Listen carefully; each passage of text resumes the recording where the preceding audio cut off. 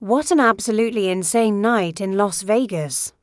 We just witnessed one of the most unexpected and frankly unfortunate ends to a title reign in UFC history. The flyweight division has a new king, and his name is Joshua Van. In the co-main event of UFC 323, Alexandre Pantoja, one of the most dominant flyweight champions we've ever seen, stepped into the octagon against the rising star, Joshua Van. Everyone was strapped in for a war, but what we got was a shocking finish just 26 seconds into the very first round. Here's how it went down. Pantoja threw a high right head kick, a weapon he's used countless times. But this time, Van was ready. He caught the kick, lifted Pantoja up for a takedown, and as Pantoja came crashing down, he tried to brace his fall. In that split second, his left arm bent gruesomely underneath him. It was an immediate, fight-ending injury. The referee waved it off, and just like that, it was over. Pantoja, who hadn't lost in over 5 years, saw his championship run come to a sudden, heartbreaking end. You could see the confusion and concern on Joshua Van's face. Even in his moment of victory, he said he didn't really know what happened, and that he didn't want the fight to end that way, calling Pantoja one of the greatest of all time. It was a classy moment from the new champion.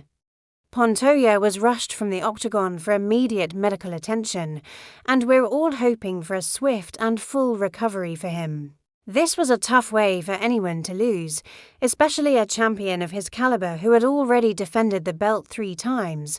But let's talk about the incredible journey of Joshua Van. At just 24 years old, he is now the second youngest champion in UFC history. Think about that for a second. This caps off a phenomenal 2025 for him.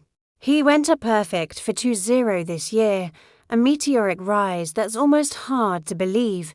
That fight against Royval, by the way, set a record for the most combined strikes in a 3-round UFC fight. With an unbelievable 119 strikes thrown, it just shows you the pace and the pressure that Van brings. He's also the youngest fighter ever to land over 1,000 significant strikes in the UFC, which is a testament to his relentless style and skill. Born in Myanmar and now fighting out of Houston, Van was overcome with emotion after the fight. He gave the belt to his mother in the octagon and delivered a powerful message, saying, "People of Myanmar, now the world will know of us."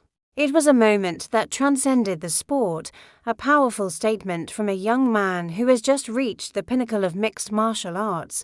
So, while the finish was anticlimactic and unfortunate for Pantoja, you absolutely cannot take anything away from Joshua Van. He took the fight, he was ready.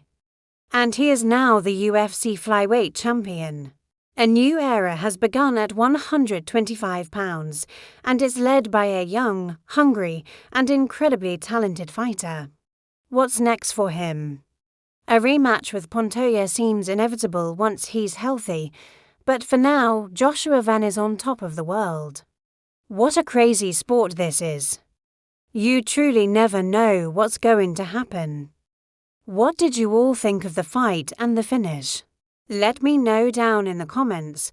Thanks for watching, and if you enjoyed the breakdown, make sure to hit that like button and subscribe for more UFC content. I'll see you in the next one.